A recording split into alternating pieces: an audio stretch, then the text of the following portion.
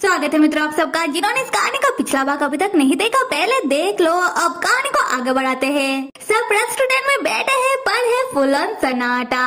Ghost master मुचेन का जवाब का इंतजार कर रहा था। घोस्ट मास्टर एक बार मुचेन की ओर देख रहा था तो एक बार संग की ओर। हम संग को देखते हैं जो खाना खा रहा था और मन में सोच रहा था कि मुझे बहुत ही शर्म आ रहा है, खाना भी ठीक से खाया नहीं जा रहा। ये घोस्ट मास्टर बार बार मुझे क्यों देख रहा है। उसके बाद संग घोस्ट मास्टर से कहने लगता है कि घोस्ट मास्टर आपको मुझे से जो भी बातें करना है आप लोग कर लीजिए, मेरा तो हो गया, मैं चलता हूँ। फिर संग उठकर जाने लगता है। घोस्ट मास्टर अपना तलवार से संग का रास्ता रोकते हुए कहते हैं कि बिल्कुल नहीं डॉक्टर संग, आप जहाँ हो वही बैठ जाओ, जब तक हमारा बात पूरा नहीं हो जाता आप कहीं नहीं जा सकते।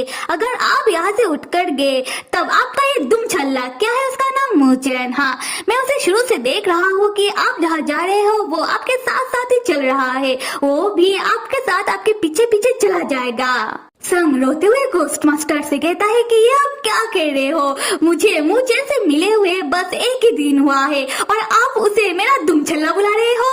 तब हम मुचेन को देखते हैं। मुचेन मान जाता है घोस्ट मास्टर का छोटा कागज का गुड़िया को ठीक करने के लिए, जिसको मुचेन ने ही बीच से फाड़ दिया था। और यहाँ मुचेन को मानना पड़ता है क्योंकि घोस्ट मास्टर की कागज की गुड़िया वाली औरत ने जो मुचेन को धमकी दिया है, अगर मुचेन उन लोगों का बात नहीं मानता तब वो लोग मुचेन और डॉक्टर संग को मार भी सकते हैं। खैर इसीलिए मुचेन उन लोगों का बात मानते हुए घोस्ट मास्टर का छोटा कागज का गुड़िया को उनसे लेकर अपने पास रख लेता है और घोस्ट मास्टर से कहने लगता है कि जीवन और मृत्यु पहले से ही तय होता है, इसीलिए मुचेन कह नहीं सकता कि मुचेन इस छोटे कागज का गुड़िया को ठीक कर पाएगा या फिर नहीं, पर मुचेन अपना पूरा कोशिश करेगा इस कागज का गुड़िया को ठीक करने का। उसके बाद मुचेन संग को इशारा करते हुए घोस्ट मास्टर से कहता है कि आपने कहा था ना कि मैं आपका तलवार अपने पास रख सकता हूँ, तो मैं आपका तलवार अपने पास रख रहा हूँ। यहाँ घोस्ट मास्टर मुचेन के बातों से खुश होकर अपना तलवार मुचेन को देते हुए जाते वक्त मुचेन से कहते हैं कि मुझे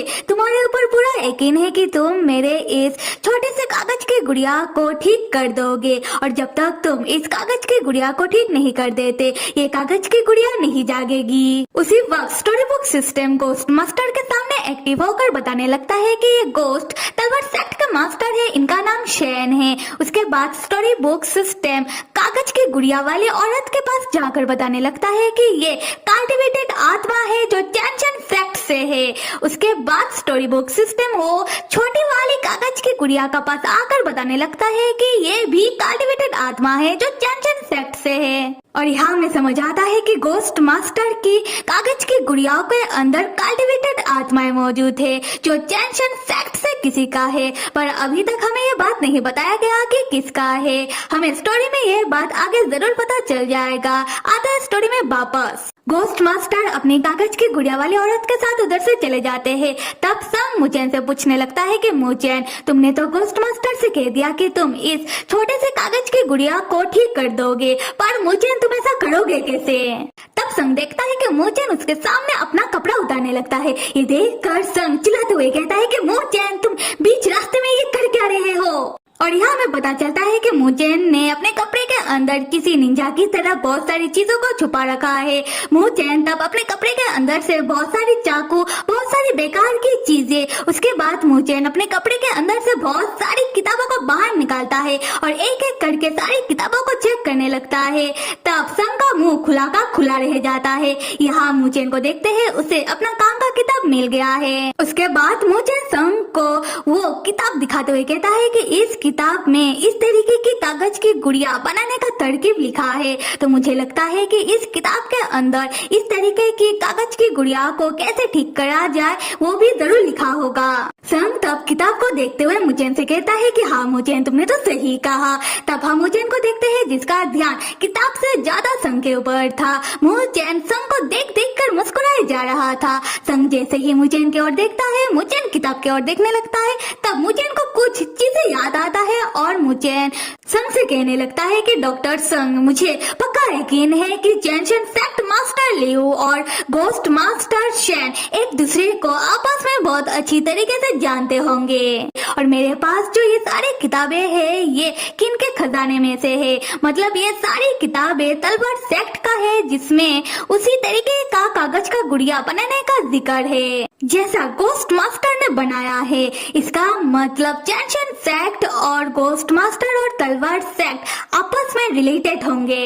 अगर हम ये पता लगा ले कि ये तीनों आपस में कैसे कनेक्टेड है तो हमें समझ आ जाएगा कि यहाँ चल क्या रहा है। पर उससे पहले हमें ये समझना होगा कि इस छोटे से कागज की गुड़िया को कैसे ठीक करे। तब हम संग को देखते हैं जो खुश होकर अपने मन में सोच रहा था कि मैं बहुत ही गर्व महसूस कर रहा हूँ कि मैं मुचेन का मास्टर हूँ। और तब संग भूल जाता है कि वो डॉक्टर संग है और वो यौन की तरह मुचेन का तारीफ करने लगता है। हम मुचेन को देखते हैं जो अपना तारीफ सुनकर बहुत ही शर्माने लगता है। उसके बाद संग किताब लेकर बैठ जाता है कि कैसे इस कागज की गुड़िया को ठीक किया जाए। यहाँ से सीन शिफ्ट होकर चैनशन सेक्ट को दिखाया जा रहा है जहाँ हम सेक्ट मास्टर लियो को देखते हैं। वो बहुत परेशान होकर अपने चेले से कह रहे थे कि डॉक्टर संग बहुत ही अमीर बंदा है, फिर भी इस बंदे को अपना पैसा वापस चाहिए। समझ नहीं आ रहा कि उसे अपना पैसा वापस करूँ तो कैसे करूँ। चेला कहता है कि सेक्ट मास्टर, मैं आपको एक रास्ता दिखा सकता हूँ। सेक्ट मास्टर अपने जरूर राक्षस राज यौन का नाम तो सुना होगा।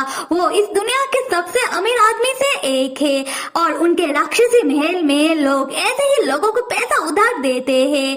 तो अगर हम उन्हें पैसा बाद में भी लौटाए तो उन्हें कोई दिक्कत नहीं होगा क्योंकि उन लोगों के पास बहुत पैसा है। तो हम उन लोगों से पैसा लेकर डॉक्टर संग को वापस कर सकते हैं। आप क्या कहते हो? सेक्ट मास्टर लियो अपने चेले के ऊपर तब भड़क कर कहते हैं कि क्या मैं राक्षस राज यौन के राक्षसी महल के लोगों के पास से पैसा उधार लूं? तुम्हें पता भी है कि राक्षस राज यौन कितना खतरनाक आदमी है।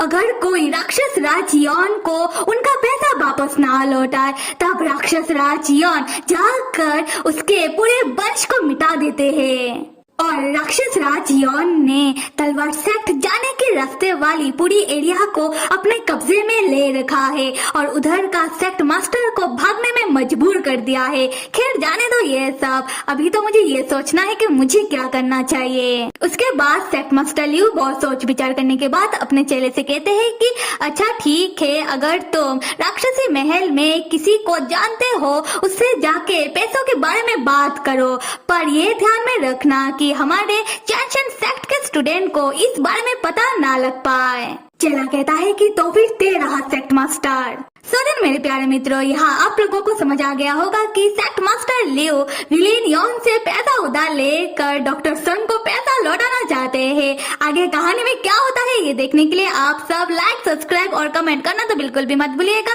Till then stay with me and see you.